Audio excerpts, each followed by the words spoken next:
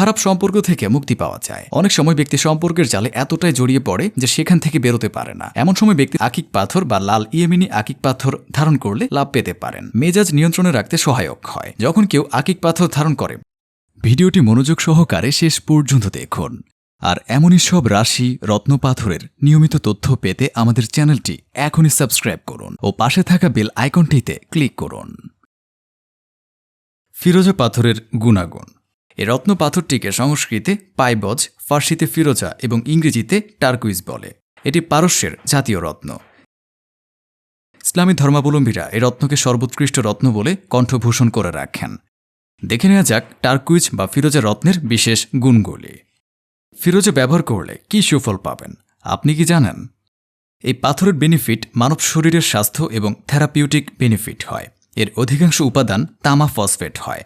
বাতের রোগীদের জন্য কপার সবচেয়ে গুরুত্বপূর্ণ খনিজগুলোর মধ্যে একটি। ফিরোজা পাথর দারিদ্রতা দূর করে এবং আর্থিক কষ্ট দূর করে। ফিরোজা পাথর ধারণে উন্নত চরিত্র দ্বারা সুনাম অর্জনে সাহায্য করে থাকে। বিষণ্ণতা দূর করে ফিরোজা পাথর। সাধারণভাবে অনামিকে ফিরোজা ধারণ ব্যক্তির জন্য লাভকারী হয়। কিছু বিশেষ ক্ষেত্রে ইন্ডেক্স ফিঙ্গারে ধারণ করার পরামর্শ দিয়ে থাকেন অভিজ্ঞজনেরা। ফিরোজা শনির আঙুলেও ধারণ করা যায়, তবে অনামিকা সর্বোত্তম। ফিরোজা পাথরকে সৌভাগ্যের পাথর বলা হয়ে থাকে।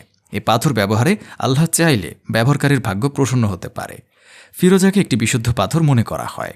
মানসিক চাপ হ্রাস, দুর্ঘটনা থেকে রক্ষা করা থেকে শুরু করে নানান উপকার পাওয়া যায়। যে সকল মানুষ ছায়াছবি, ফ্যাশন, টেলিভিশন, জুয়েলারি, হিসেববিদ্যা, আইন, শিক্ষা ও পোশাক শিল্পের মতো ক্ষেত্রে সম্পর্কিত, তাদের জন্য বিশেষ উপযোগী। কথিত আছে যে ফিরোজা পাথরের রং ও উজ্জ্বলতা বদলে যায় যখন এর ব্যবহারকারী কোনোভাবে শারীরিক ও মানসিকভাবে বিপদগ্রস্ত হয়ে পড়ে। ফিরোজা পাথর ব্যবহারে মানুষের মনে দয়া, দানশীলতার অনুভূতি বৃদ্ধি পায়। বন্ধুর সাথে সম্পর্ক, ভালোবাসার মানুষের সাথে সম্পর্কে এবং পারিবারিক সম্পর্কে ফিরোজা পাথর আস্থার জন্ম দেয়। বিবাহিত জীবনে স্বামী স্ত্রীর মধ্যে বোঝাপড়া, আস্থা, ভালোবাসা বৃদ্ধি করতে সাহায্য করে ফিরোজা পাথর। আকিক পাথরের গুণাগুণ। আকিক পাথর অন্যান্য রত্ন পাথরের চেয়ে দামে সস্তা, তবে আসল আকিক পাথর হলে তার কাজ হয় অসাধারণ। দুঃখজনক হলেও সত্যি, বাজারে বিভিন্ন ধরনের নকল আকিক পাওয়া যায়। দেখে নেওয়া যাক আকিক পাথরের বিশেষ গুণাগুণ। আকিক ব্যবহার করলে কী সুফল পাবেন আপনি কি জানেন? ইসলামী ধর্মাবলম্বীরা একে পবিত্র পাথর হিসেবে মনে করে থাকেন। অন্য ধর্মের মানুষেরাও আকিক পাথরের ব্যবহারকে বিশেষ গুরুত্বের সঙ্গে দেখে। সাদা আকিক মন শান্ত করে, মানসিক ভারসাম্য বজায় রাখে। মানসিক দিক দিয়ে বিচলিত ব্যক্তিদের অরিজিনাল সোলোমানি আকিক পাথর বা লাল ইয়েমেনি আকিক পাথরের মালা পরা উচিত। শিক্ষায় মনোনিবেশ বাড়ায়। ছাত্রছাত্রী ও শিক্ষাক্ষেত্রের সঙ্গে জড়িতদের সোলোমানি আকিক পাথর বা লাল ইয়েমেনি আকিক পাথরের আংটি ধারণ করা উচিত। এর ফলে মস্তিষ্ক উর্বর হয় এবং বিশেষ সাফল্য লাভ সম্ভব। আবেগ নিয়ন্ত্রণ করে।